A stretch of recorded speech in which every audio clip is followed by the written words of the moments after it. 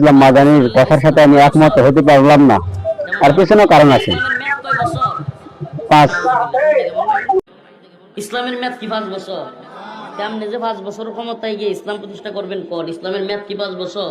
আর ইসলাম কি সংসদে গিয়ে এটা কোন লাগবো যে আল্লাহ পাক মদের বিধান হারাম করেছেন? এই সংসদে যারা আছেন, কারা কারা মদের আইনের বিরুদ্ধে আছেন তারা হাত তুলুন, হা বলুন।